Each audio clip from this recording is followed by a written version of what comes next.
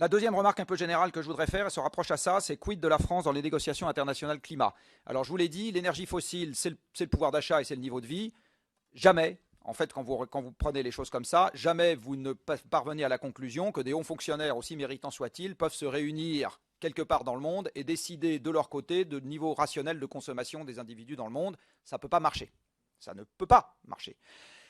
Ce qui peut marcher, c'est qu'une région du monde, parce qu'elle est le dos au mur, se lance dans cette affaire de manière extrêmement résolue, structurée et massive. Alors, la raison pour laquelle j'ai attiré votre attention ce matin sur la particularité de la situation énergétique de l'Europe en matière de carburant et de gaz, c'est parce que je vous dis, l'Europe est le dos au mur, elle y est.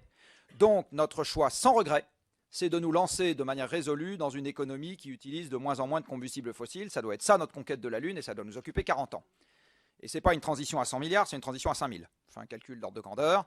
L'ordre de grandeur des investissements qu'il faut consentir pour refaire les villes, refaire les infrastructures de transport, refaire le paysage agricole, parce que le paysage agricole qu'on a fait aujourd'hui ne convient pas à un monde sous stress énergétique.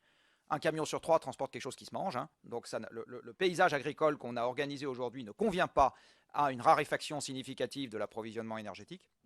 Eh bien, refaire tout ça, c'est 40 ans et c'est quelques milliers, alors je ne sais pas si c'est 4 000, 8 000 ou 10 000 milliards d'euros, mais pour moi c'est une très bonne nouvelle.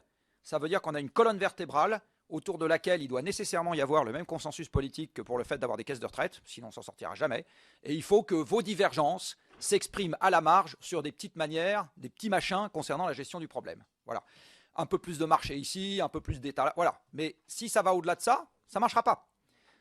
Ça ne marchera pas. Donc à un moment, on a besoin de quelque chose qui ressemble à une union nationale, sinon on va vers le bazar pour tous, extrêmement bien partagé, mais je ne suis pas sûr que vous ayez été élu député pour vous occuper de ce genre de choses.